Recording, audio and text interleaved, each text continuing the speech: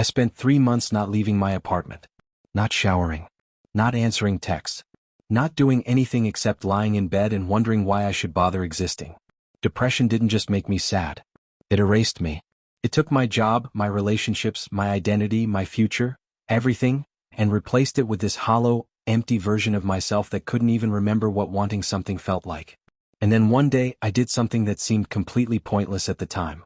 I walked into a gym. I picked up a weight. And somehow, that one stupid, meaningless action saved my life. This is the story of how training gave me back the will to try. And if you're in that dark place right now, if you're reading this and thinking nothing will help, I need you to stay until the end. Because I thought that too. My name is Alex Morgan. I'm 28 years old. And 2 years ago I disappeared. Not literally. I didn't die or run away. I just stopped existing in any way that mattered. It started slow. That's the thing about depression nobody tells you. It doesn't announce itself. It doesn't crash into your life like a car accident. It seeps in, like water through cracks, until one day you wake up and realize you're drowning and you can't remember when you stopped being able to breathe. Month 1, I started calling in sick to work. Not because I was sick, because I couldn't find a reason to get out of bed. The thought of showering, getting dressed, pretending to be a functional human, it felt impossible. Like climbing Everest in flip-flops. Month 2, I stopped responding to texts. Friends asking if I was okay. Family checking in. Every message felt like a weight.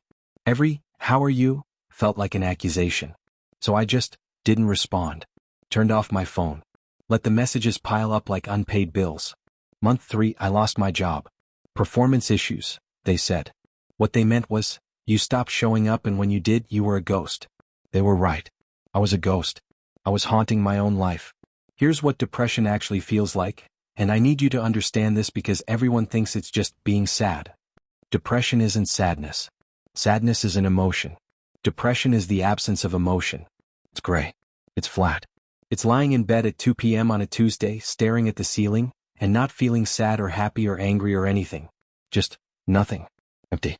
Like someone reached inside you and scooped out everything that made you human and left just this hollow shell that breathes and exists but doesn't live. I stopped eating real food. Just whatever required the least effort.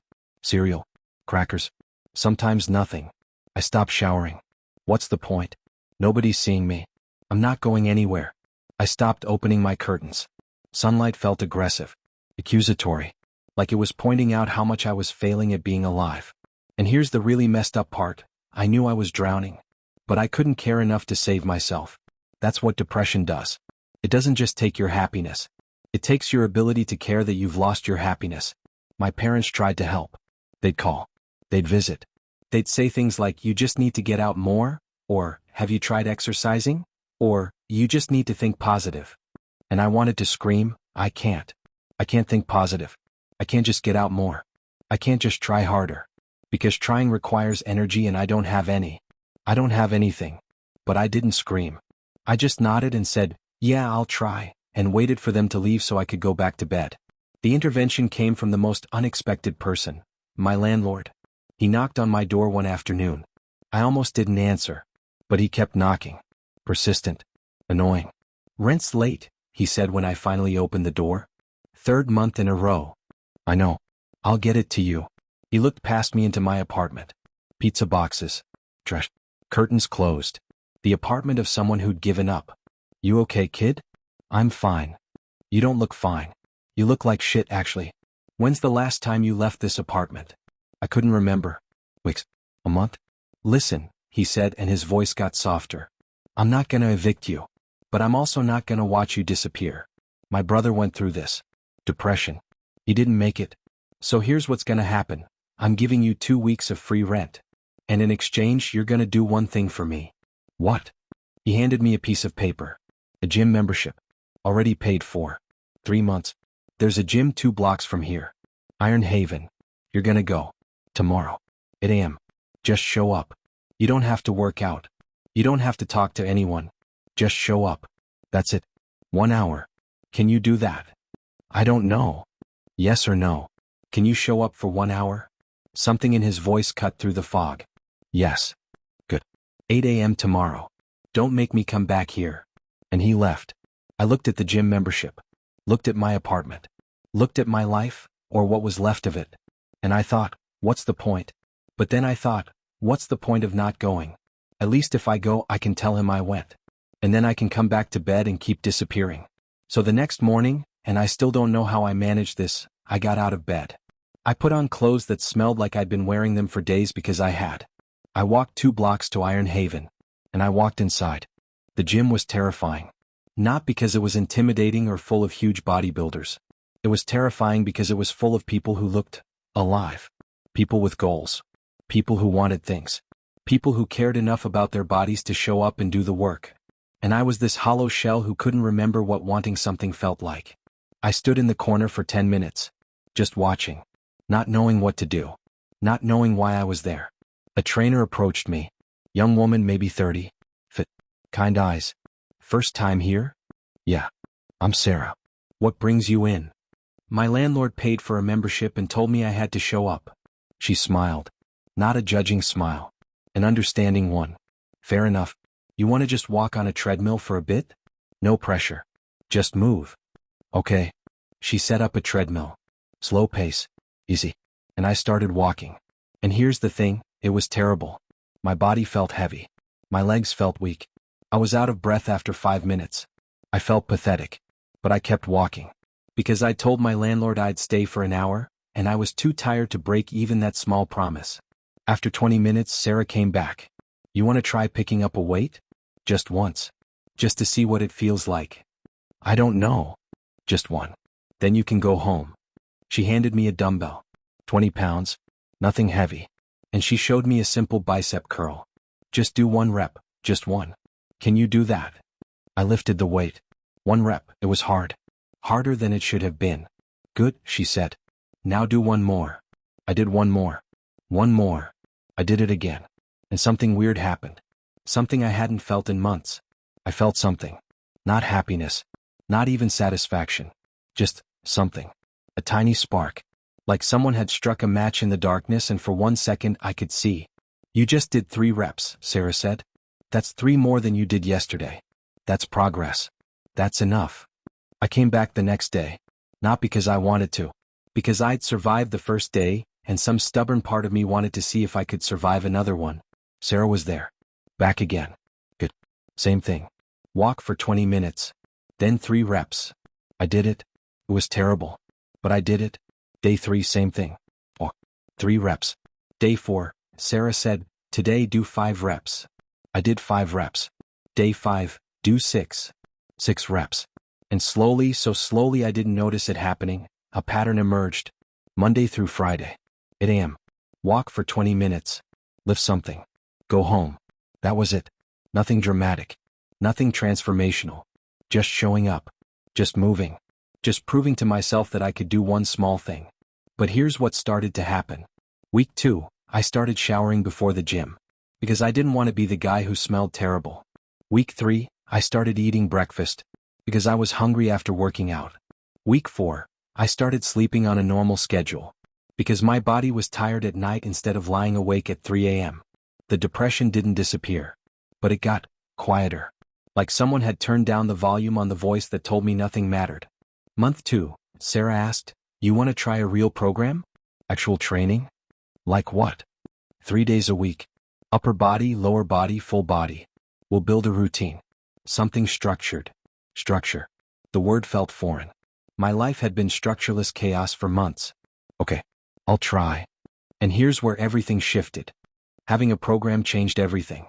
Not because the program was magic, but because the program gave me something depression had taken away. A reason to show up tomorrow. Monday, upper body. Bench press. Rows. Curls. Small weights. Bad form. But I showed up. Wednesday, lower body. Squats. Deadlifts. I couldn't lift much. But I showed up. Friday, full body. A little bit of everything. I was sore. Exhausted. But I showed up. And something started to happen that I didn't expect. I started wanting to show up. Not because I was suddenly happy. Not because the depression was gone. But because I could see progress. I could measure it. Numbers on a bar. Reps completed. Weight lifted. In my job I'd failed. In my relationships I'd failed. In life I'd failed. But at the gym, I could see proof that effort mattered. That showing up produced results. That I was capable of something. Month 3, I lifted a weight I couldn't lift in month 1. It was only 5 pounds heavier. But it was heavier. That meant I was stronger. That meant I'd improved. Month 4, I started talking to other people at the gym. Nothing deep. Just good lift, or, can I work in? But it was interaction. Connection. Proof I still existed to other humans. Month 5, I applied for a new job. Got an interview. Showed up. Got hired. Part-time. Not much money. But it was something. Month 6, I moved out of that apartment. Got a place with windows I actually opened. Started cooking real food. Started seeing friends again. The depression didn't vanish. It's still here. Some days are bad. Some days I lie in bed and feel that familiar emptiness creeping back. But now I have a tool. Now I have something that works when nothing else does. Now I have the gym. It's been 2 years since my landlord forced me into Iron Haven. 2 years since I walked on that treadmill for 20 minutes and felt something for the first time in months. I'm not cured. Depression doesn't work like that. Some days are still hard. Some days I still don't want to get out of bed. But here's the difference, now I can. Now I have the will to try. The gym didn't fix my depression. Therapy helped. Medication helped. Time helped. All of it helped. But the gym gave me something the other things couldn't. Immediate, measurable proof that effort matters. That showing up produces results. That I am capable of improving. When depression tells me, nothing you do matters, I can go to the gym and lift a weight that proves depression is a liar. When depression tells me you're too weak, I can go to the gym and do something I couldn't do last month. When depression tells me, there's no point in trying, I can go to the gym and remember that every rep I've ever done started with the decision to try. Training gave me back the will to try. And the will to try is everything. If you're in that dark place right now, if you're reading this and thinking, nothing will help, or, I'm too far gone, I need you to hear this. You're not too far gone. You're just where I was. And I'm not special. I'm not stronger than you. I just got forced into trying one small thing. You don't have to join a gym. You don't have to lift weights. But you have to try something. Something small. Something measurable. Something that proves to you that effort still matters. Maybe it's walking around the block once. Maybe it's doing 10 push-ups. Maybe it's just getting out of bed and brushing your teeth. Just do one thing. Then tomorrow do it again. Then the next day do it again. Because the will to try isn't something you wake up with. It's something you build. One rep at a time.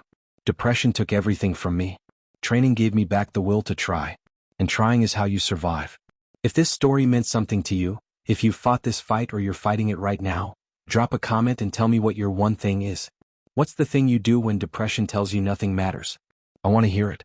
Hit subscribe if you want more honest conversations about mental health, training, and the things that actually help when life gets dark. No toxic positivity. No just think positive BS. Just real talk from people who've been there. And share this video with someone who needs to hear it.